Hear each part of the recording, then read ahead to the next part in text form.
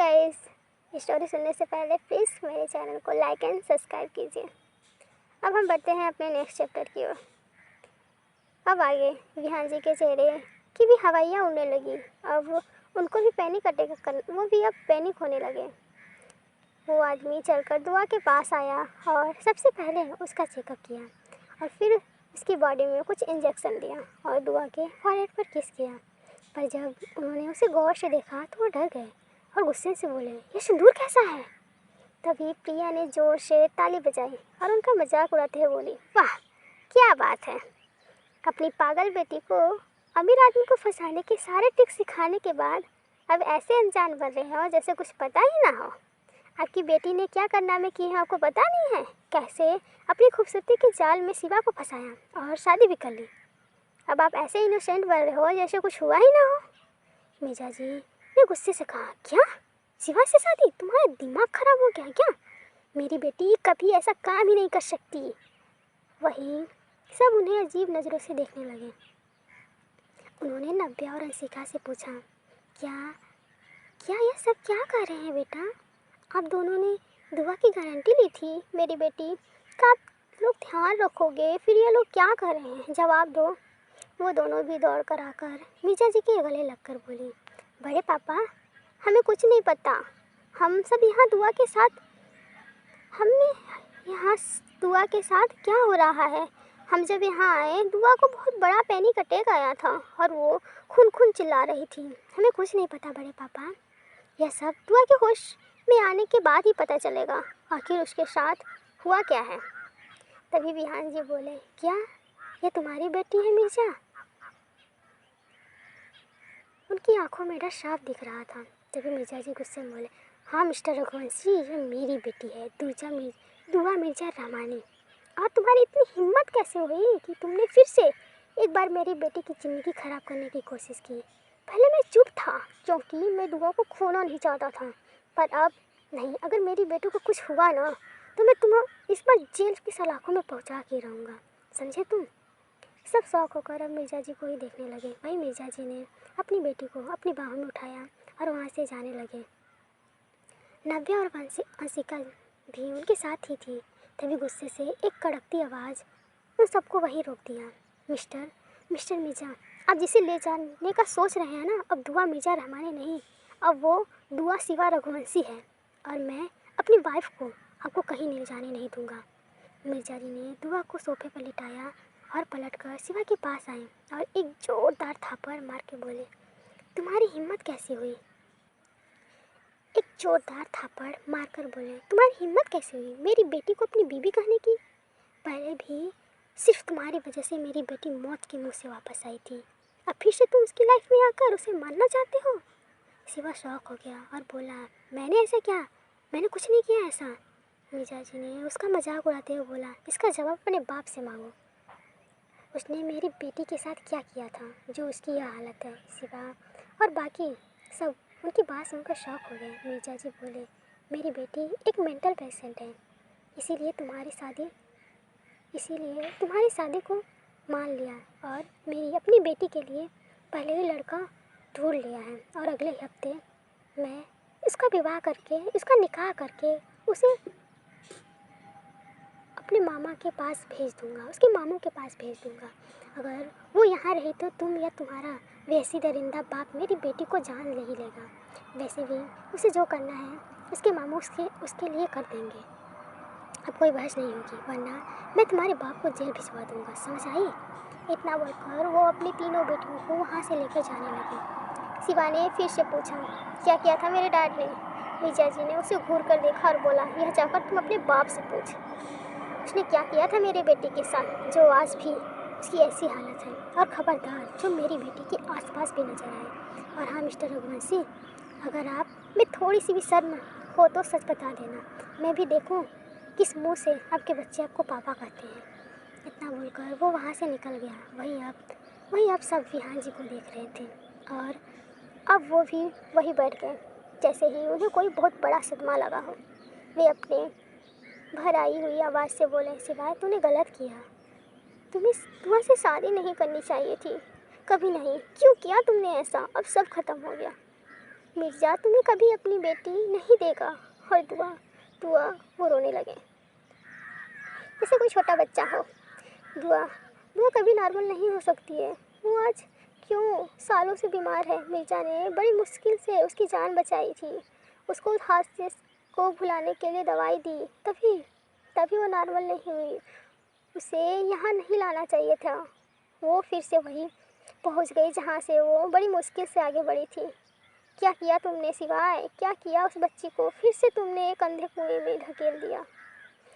वो किसी छोटे बच्ची की तरह फुट फुट कर रोने लगे। वही वंशिका जी खुद आकर उनके पास बैठ गई और उन्हें अपने सीने से लगा लिया और शांत होने के लिए बोलने लगी।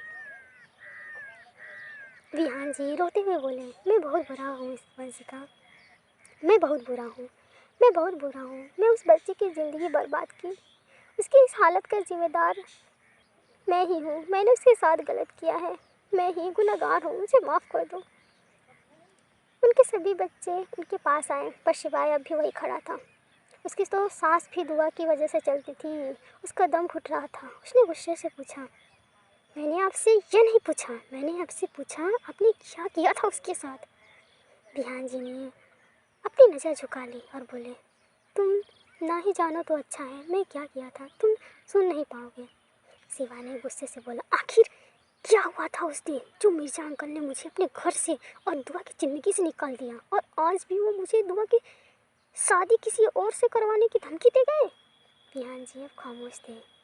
शिवा गुस्से से वहाँ रखे कांच की बोतल को पर जोर से लात मारकर बोलता है, मुझे सच सुनना है। अब क्यों समझ नहीं है आपको? क्यों समझ नहीं आता है? मैं नहीं जी सकता उसके बिना। जान है वो मेरी। अगर उससे अलग हुआ तो मर जाऊंगा और सबको बर्बाद भी कर दूंगा। मुझे सच सच बताइए, क्या किया था आपने मेरी कैंडी के साथ? बोलिए। उसकी लाल गुस्से की आंखें देखकर विहान जी अब खामोश थे। शिवा ने ऋषि से कहा, मेरी गन दो। अब सब शौक हो गए। विहान जी जैसे कांपने लगे। शिवा ने वो गन लिया और अपने सर पे पॉइंट कर दिया और बोला, अब बोलिए, सच बोलिएगा, वरना आज आपका एक बेटा नहीं रहेगा। सब उसे ही देखकर शौक हो गए। विहान जी रोते हुए बोले, ठीक है मैं बताता हूँ। विहान जी बोले, बचपन में तू, दुआ, अथर्व, पथिरांश और काया हमेशा साथ में खेला करते थे। यह सुनकर सब शौक हो गए। पहले सब दिल्ली में रहते थे। मिर्जा भाई साहब हमारे पड़ोसी थे और हमारा रिश्ता दोस्ती से भी बढ़कर था। इसलिए मिर्जा जी ने कभी भी दुआ को हमारे करीब आने और तुम लोगों के साथ खेलने से नहीं रोका। दुआ बिन माँ की बच्ची थी और हमेशा ही उदास रहती थी, पर जब से वो तुम लोगों से मिली तो बहुत खुश रहने लगी। मिर्जा भाई साहब भी खुश थे उसे खुश देखकर, और हम दोनों भी खुश हो जाते तुम दोनों को खुश होता देख। पर जब पर हम दोनों जानते थे वो तुम्हारे बहुत करीब है, तुम्हारी जान बन चुकी है। इसीलिए हमने बड़े होकर तुम दोनों की शादी करने का फैसला किया था। वो अक्सर तुम्हें ढूंढते हुए घर आती।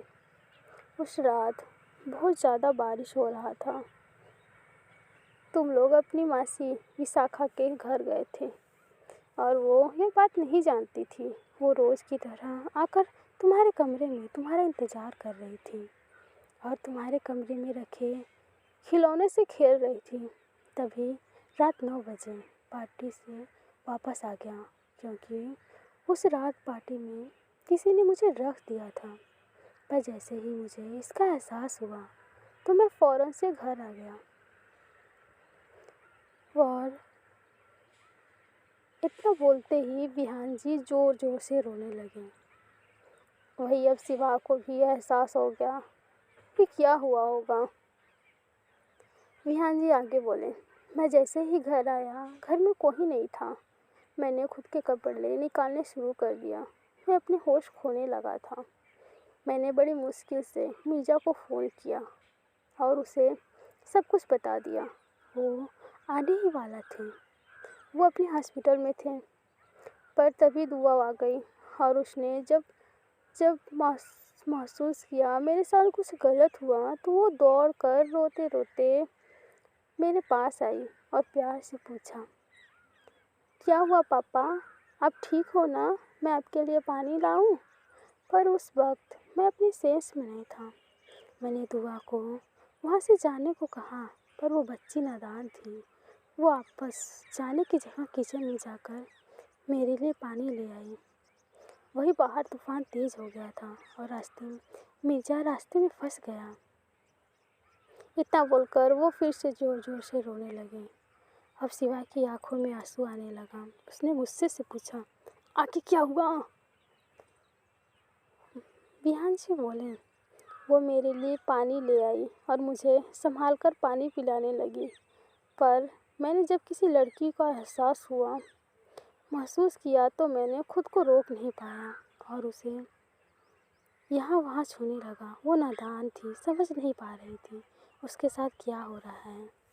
जब मैं उसके कपड़े फाड़ कर उसका बदन से अलग किया तो वो जोर जोर से रोने लगी और खुद को मुझसे छुड़ाने लगी। पर वो 8 साल की नाजुक सी बच्ची थी, कैसे खुद को मुझसे छुड़ा पाती। वो जोर जोर से तुम्हारा नाम पुकार रही थी, पर घर में कोई नहीं था जो उसे मेरे जैसे जानवर से बचा पाता और मैं जानवर की तरह उसके बदन को काट रहा था। उसे जब दर्द बर्दाश्त नहीं हुआ तो उसने मेरे सर पर वास्ते मारा और मेरे सर से खून निकलने लगा। मैं गुस्से में पागल हो गया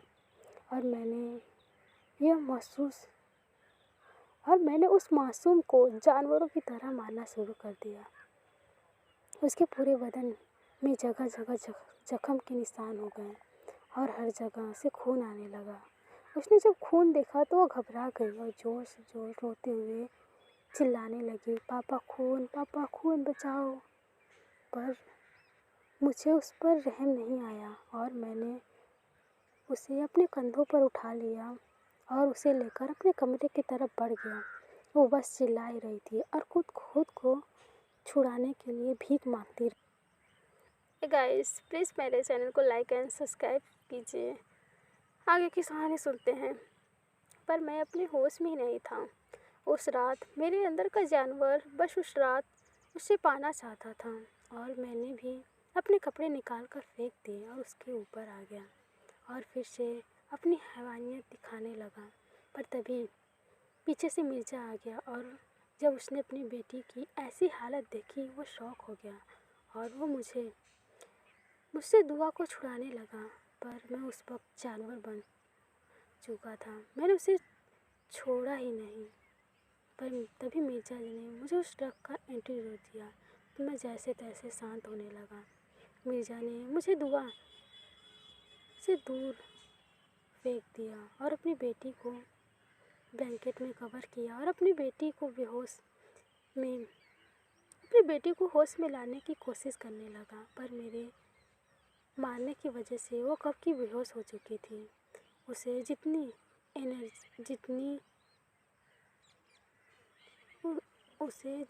अर्जेंटली ट्रीटमेंट थी वो सब की, पर उसे लेकर हॉस्पिटल में जाने लगा।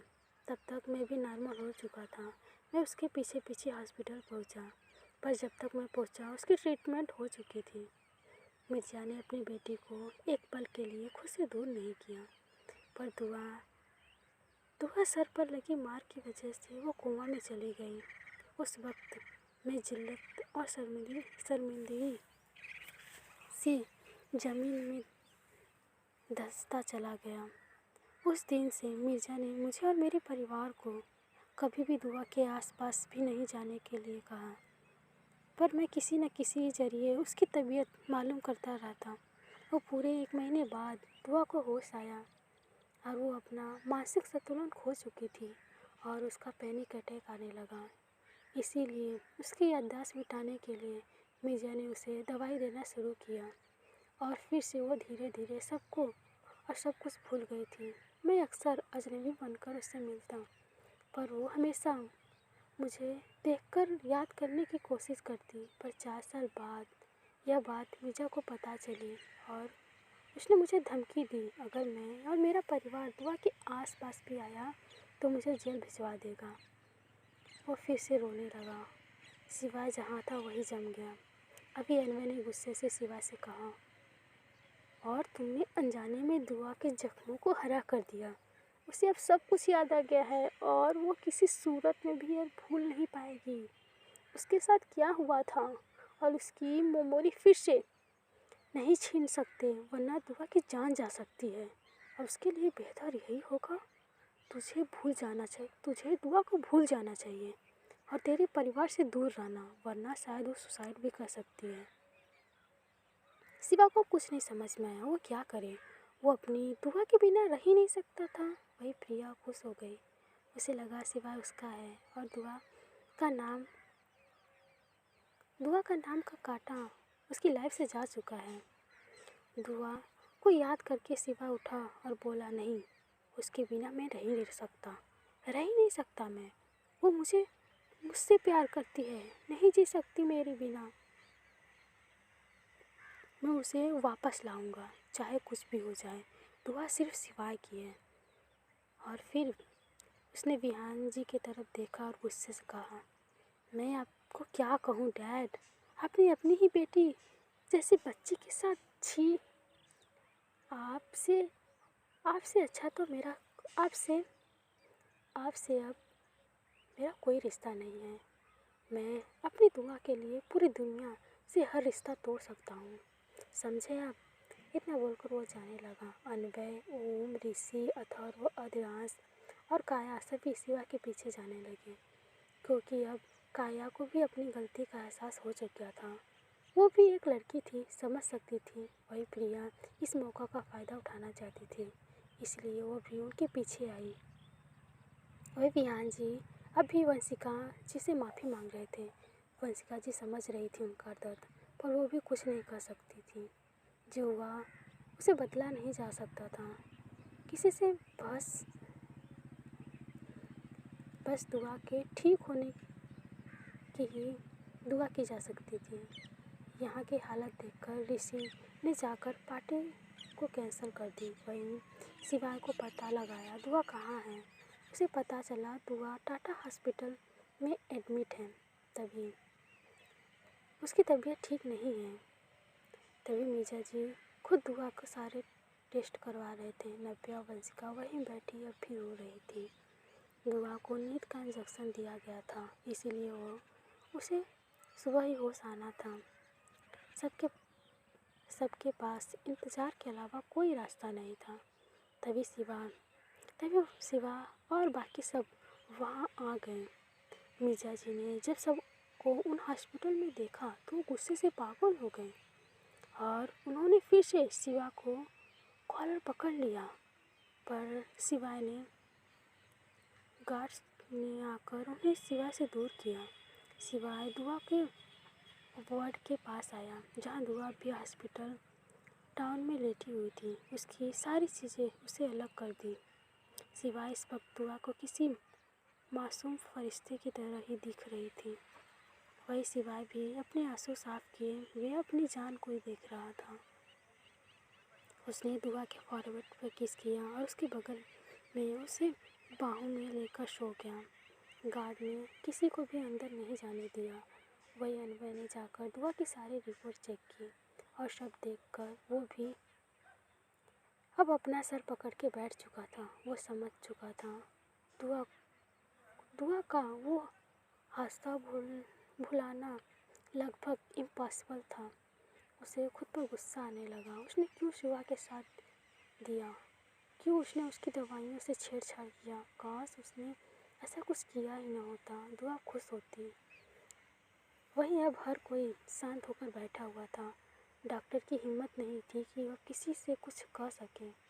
वही ओम और ऋषि ने जाकर सबके लिए कुछ न कुछ खाने के लिए लाया और चाय और कॉफ़ी के साथ ले आए। किसी का भी कुछ खाने का मन नहीं था, पर ओम और ऋषि ने सबको समझा बुझाकर खिला दिया।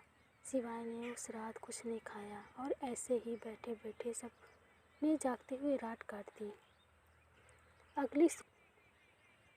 अगली सुबह जब दुआ की आँख खुली तो वह शिवा के बाहों में थी, पर उसे अचानक से सब कुछ याद आने लगा। वह धीरे धीरे उसे विहान जी का चेहरा याद आ गया और शिवाय का उसे थप्पड़ मारना याद आ गया। वो डर गई। सिवाय से दूर होने लगी। वही सिवाय बस अपनी आंखें बंद किए हुए था। पर जैसे ही दुआ को खुद से डरते हुए देखा तो उसने गुस्सा आने लगा। उसने दुआ को अपने नीचे दबाया और प्यार से उसके होठों पर अपने होठ रख दिए और उसे एक सॉफ्ट किस किया। कभी उसके होठों को किस करता सक करता। वही दुआ की आंखें नम हो चुकी थी। उसने खुद को छुड़ाने की कोई कोशिश नहीं की क्योंकि उसे याद आ गया था वो उसका ही सिवाय था। पर जो हुआ था उसका क्या। जब सिवाय को लगा दुआ अब सांस नहीं ले पा रही है तो उसने दुआ को छोड़ दिया, उसके फॉरहेड पर किस कर लिया और अपने सीने से लगा लिया और प्यार से बोला, घर चलें। दुआ की आंखों में आंसू बहने लगे क्योंकि वो खुद से नज़रें नहीं मिला पा रही थी। वो सिवाय से क्या मिला पाती और क्या कहती सिवाय से। क्यों वो सब उसके साथ नहीं रह सकती। क्यों वो सिवाय से प्यार करती है और बहुत प्यार, पर जो हुआ उसे भुला नहीं सकती। उसके लिए आसान नहीं था और वो भी जब वो हमेशा ही उसके सामने रहेगा। नहीं, वो ऐसा नहीं कर सकती थी। वो कुछ करती उससे पहले ही मिर्जा जी अंदर आ गए। जब उन्होंने दुआ को देखा तो फ़ौरन आगे आए, उसे अपने सीने से लगा लिया। वही दुआ ने जब उन्हें देखा तो वो फुट फुट कर रोने लगी और रोते हुए बोली, पापा हमें वापस से ले चलिए, हमें यहाँ नहीं रहना। वो यही है पापा, मुझे बचा लीजिए, वो मुझे नहीं छोड़ेंगे, मुझे बचा लीजिए पापा, प्लीज़ प्लीज़ मुझे ले चलिए। वही सिवाय शौक होकर बस दुआ को ही देख रहा था। उसे यह जान कर धक्का लगा कि दुआ उससे अपने दिल की बात भी नहीं कर पाती। उसकी आंखें लाल हो गई पर उसने कुछ नहीं किया। उसने कुछ नहीं कहा क्योंकि वो दुआ से अलग नहीं होना चाहता था। वही दुआ उसके साथ अब रहने का सोच भी नहीं सकती थी। जो हुआ था वो सबके लिए मुश्किल था। मिर्जा ने प्यार से बोले, हम वापस जाएंगे हमेशा के लिए, हम इंडिया ही छोड़ देंगे, ठीक है, बस आप शांत हो जाओ। दुआ ने कोई जवाब नहीं दिया क्योंकि उसका भी सिवा से अलग होने का क्योंकि दुआ को भी सिवा से अलग होना आसान नहीं था। पर अब उसके साथ रहने के लिए भी उसके लिए नामुमकिन था। अब उसके साथ रहना भी उसके लिए मुश्किल हो रहा था। दुआ मिर्जा जी से लिपट कर रोते हुए बोली, पापा हमें डर लग रहा है, वो फिर से। नहीं पापा प्लीज़ ले चलो, अभी की अभी। नहीं बनना हमें कुछ नहीं चाहिए हमें पापा, हम बहुत बुरे हैं पापा। इसीलिए मिर्ज़ा ने अपनी इतनी बड़ी सज़ा दी हमें, इसीलिए अल्लाह मियाँ ने हमें इतनी बड़ी सज़ा दी। चलिए पापा, हमें घुटन हो रही है, ऐसा लग रहा है हम इस घुटन में ही मर जाएंगे। वही सिवाय से अब रहा नहीं गया। उसने दुआ को मिर्ज़ा जी के गोद से अपनी बाहों में खींच लिया और अपने सीने से लगाकर गुस्से से बोला, आपसे हमने कहा था ना दुआ आपको जाना है चली जाओ, पर अगर आप मेरी लाइफ में वापस आई तो मैं आपको कैद कर लूँगा ताकि आप मुझे दोबारा छोड़कर ना जा सको। आपको याद है? दुआ साफ होकर शिवा को और उसके गुस्से को ही देख रही थी। मिर्जा जी कुछ कहते उससे पहले ही शिवा ने दुआ को अपनी बाहों में उठा लिया और गुस्से से बोला, बस मिस्टर मिर्जा, अब बहुत हुआ ड्रामा। यह मेरी बेबी है, हमारा रिश्ता इतना कमज़ोर नहीं है कि मैं आपको इन्हें ऐसे ही ले जाने दूँ। दुआ मेरी है, सिर्फ मेरी। मिर्जा भी जी शांत से उसे समझाते हुए बोले, देखो शिवा, वो ठीक नहीं है, उसे मेरे साथ जाने दो। शिवा ने गुस्से से कहा, अगर वो ठीक नहीं है तो मैं उसे ठीक करने के लिए हूँ। कल मैंने अपने डैड से सारे रिश्ते ख़त्म कर लिए हैं और आज मैं आपसे भी आपकी बेटी के सारे रिश्ते ख़त्म कर रहा हूँ।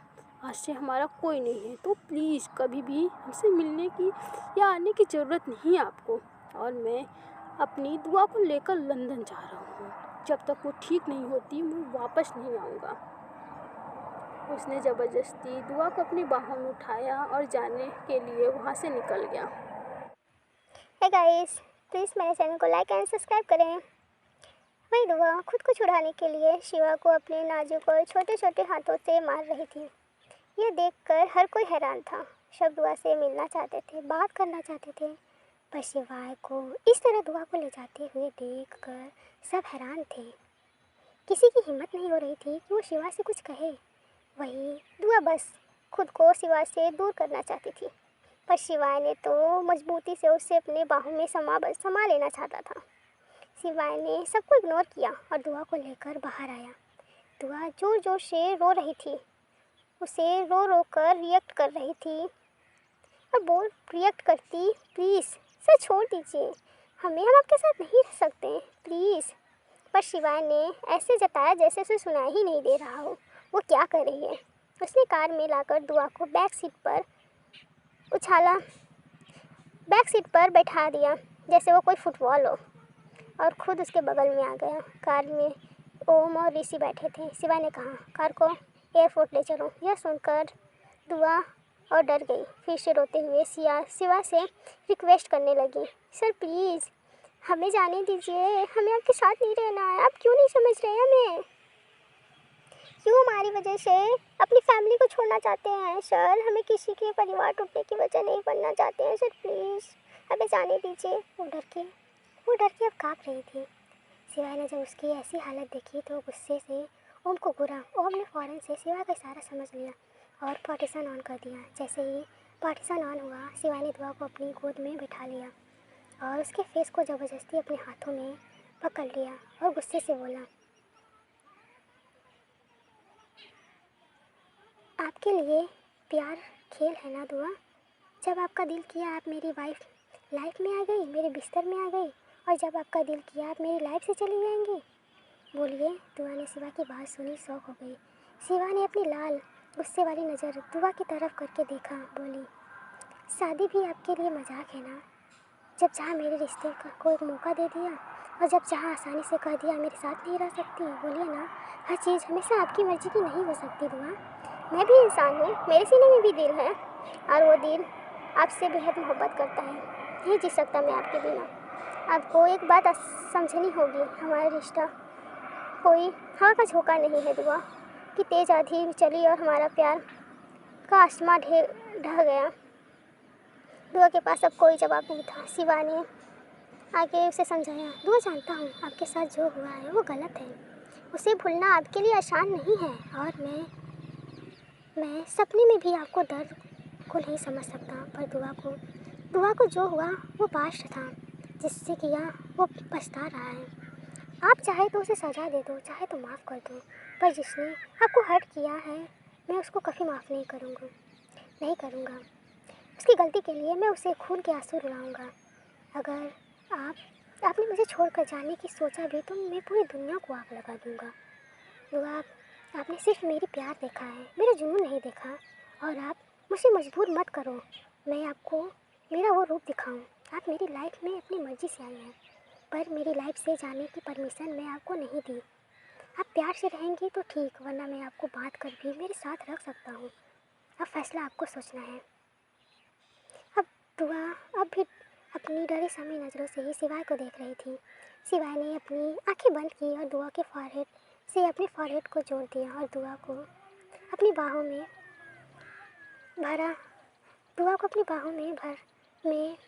दुआ फॉरहेड को जोड़ा।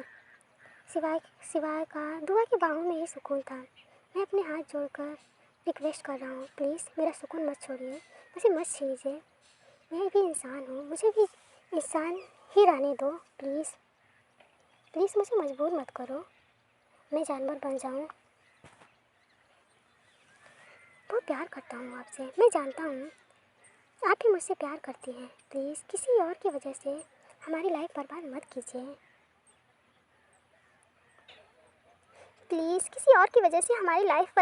कीजिए। दुआ, हम यहाँ से हमेशा के लिए जा रहे हैं। मैं आपके सामने कभी भी ऐसा हालात पैदा नहीं होने दूँगा जिससे आपको हर्ट हो।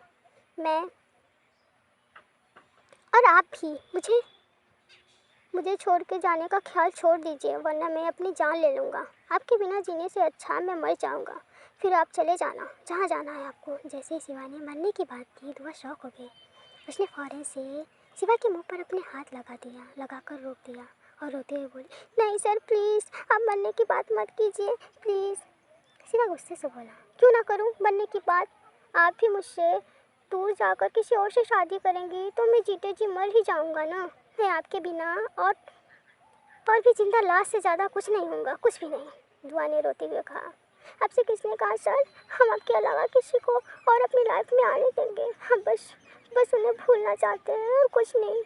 हम विहान अंकल को भूलना चाहते हैं, उनकी बुरी आदतों को भूलना चाहते हैं, जो आपके पास रहकर मुमकिन नहीं है। इसलिए जो हुआ है यहाँ से बस जा रहे हैं। शिवा ने गुस्से से कहा, और मेरा क्या? आप जानती हैं ना, जब हम पहली बार एक हुए उस दिन मैंने आपको कई बार मौका दिया मेरी लाइफ से जाने का, पर आप नहीं मानी। और आज जब मैं आपके बिना रह नहीं सकता तो आप मुझे छोड़कर जाना चाहती हैं। कभी सोचा है आपने आपके बिना मैं कैसे जीऊँगा? दुआ ने कुछ नहीं कहा। उसको शिवा की आंखों में अपने लिए प्यार जुनून साफ साफ दिखाई दे रहा था। दुआ बस खामोशी से शिवा को ही देख रही थी। वही शिवा ने दुआ को अपने सीने से लगा लिया, प्यार से उसका सर सहलाने लगा, धीरे से बोला, सो जाइए दुआ, आपको आराम की ज़रूरत है। दुआ ने कोई जवाब नहीं दिया और उसका दिमाग बार बार बस अपने पास्ट पर ही जा रहा था। वो खुद शिवा से अलग नहीं रह सकती थी, पर खुद से मजबूर थी। थोड़ी देर बाद दुआ नींद की आगोश में जा चुकी थी। शिवा ने उसे उसके लिए अपनी प्राइवेट जेट में बैठाया हुआ था। दुआ शिवा की बाहों में सुकून से सो रही थी। वही सामने ओम और ऋषि दोनों बैठे थे। अनवय भी वही बैठा था। शिवा ने अनवय से पूछा, अब क्या करना है? अनवय ने उसे ऐसे घूरा जैसे उसको खून पी जाना चाहता हो, पर उसने कोई जवाब नहीं दिया। शिवा ने गुस्से से पूछा, डॉक्टर अनवय, आप बताइए मेरी वाइफ अब कैसे ठीक करूं? अनवय ने कहा, हमें दुआ की रिपोर्ट आने का वेट करना होगा, क्योंकि दुआ का माइंड उसके दिल की बातों को एक्सेप्ट नहीं करना चाहता है। तुम्हारा फैसला सही है, पर प्रॉब्लम यही है, तुम बिहान अंकल के बेटे हो, जिसे दुआ के दिमाग को एक्सेप्ट करना आसान नहीं है। शिवाय ने कहा, जानता हूँ, और मैं अच्छे से जानता हूँ दुआ को मैं कैसे ठीक कर सकता हूँ। तुम सिर्फ उसका ट्रीटमेंट करने पर ध्यान दो, बाकी सब मैं संभाल लूँगा। मुझे पता है मुझे मेरी वाइफ को कैसे मनाना है। अब अनवय ने कुछ नहीं कहा, क्योंकि वो जानता था शिवाय अपनी जिद के आगे किसी को चलने नहीं देगा। वही दुआ को अचानक से बुरे बुरे सपने आ रहे थे। वो शिवा की गोद में सर रख कर सो रही थी, पर अचानक ही बड़बड़ाने लगी, नहीं अंकल, अंकल प्लीज़ छोड़ दीजिए, नहीं अंकल, पापा बचाओ, शिवा कहाँ हो, बचाओ हमें अंकल, नहीं प्लीज़, हमें दर्द हो रहा है, नहीं प्लीज़ अंकल, नहीं बचाओ, खून खून। बड़बड़ाते हुए उसकी आँख खुल गई। दुआ ने देखा तो वो शिवा की गोद में सर रखे सोच रही थी। वो फ़ौरन ही उससे दूर होने लगी। वो पूरे पसीने से भीग चुकी थी। उसकी आँखें, उसकी सांसें फूल रही थी। वो घबरा रही थी। शिवा ने जब महसूस किया दुआ घबरा रही है तो फिर से उसे अपनी बाहों में खींच लिया। उसका सर सहलाकर प्यार से बोला, शांत हो जाओ मेरी जान, सब ठीक हो जाएगा। कोई आपको कुछ नहीं करेगा। जब तक शिवाय रघुवंशी जिंदा है तब तक उसकी दुआ पर कोई अपनी गंदी निगाह नहीं डाल सकता, समझिए आप। दुआ ने कोई जवाब नहीं दिया। वो फिर से सो गई। शिवाय ने उसे अपने सीने से लगाया हुआ था। वो दुआ धीरे धीरे सुकून से सो रही थी। शिवा जानता था दुआ पर जो बीती है वो कोई छोटी बात नहीं थी और उसे भूलना भी आसान नहीं होने वाला था। पर शिवा एक बात जानता था, उसे जो भी करना था उसके लिए उसको दुआ के साथ होना ज़रूरी था। उसका प्यार ही दुआ का हर दर्द का इलाज था। शिवा ने भी दुआ के सोने के बाद अपने दिल से बोला, सॉरी दुआ, माफ़ कर दो मुझे, मेरी भी गलती थी। नहीं जानता था आपके दिल में इतना दर्द है। मैं तो बस आपको बचपन की तरह हंसता खेलना खुश देखना चाहता था।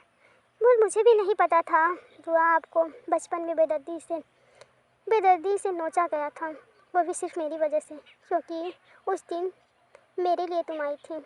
मुझे आपको अपनी मासी के पास जाने से पहले ही बता देना चाहिए था। आप फिर ना वहाँ आती ना डैड आपके साथ।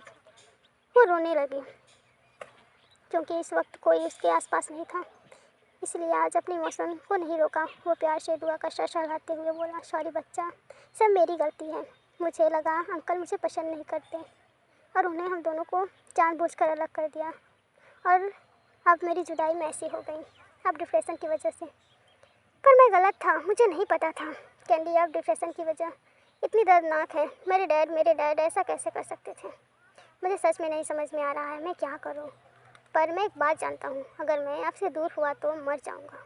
दुआ प्लीज़ मुझे छोड़ के मत जाना। मैं कुछ भी कर लूँ, पर मैं आपके साथ ज़बरदस्ती नहीं कर सकता। प्लीज़ दुआ मुझे मजबूर मत करो और मैं टूट जाऊंगा आपको जाने दूँ और ख़ुद को एक ऐसे अंधेरे में कैद कर लूँ। प्लीज़ दुआ ठीक हो जाओ, हम यहाँ से बहुत दूर जाकर एक नई लाइफ शुरू करेंगे। प्लीज़ दुआ मुझे दूर मत जाओ, मैं तुम्हें खो कर नहीं जी सकता। प्लीज़ दुआ। ऐसे ही वक्त बीत गया। वो लोग लंदन पहुंच गए। शिवा ने दुआ को नहीं जगाया और उसे अपनी बाहों में लेकर एयरपोर्ट से बाहर आया। वहाँ काफ़ी सारी ब्लैक कार, ब्लैक सूट से बॉडीगार्ड उनका ही वेट कर रहे थे। शिवा के फेस पे कोई एक्सप्रेशन नहीं था। वही बॉडीगार्ड्स भी अपने बॉस की बाहों में पहली बार किसी लड़की को देखकर शॉक हो गए थे। Hey guys, thank you for watching.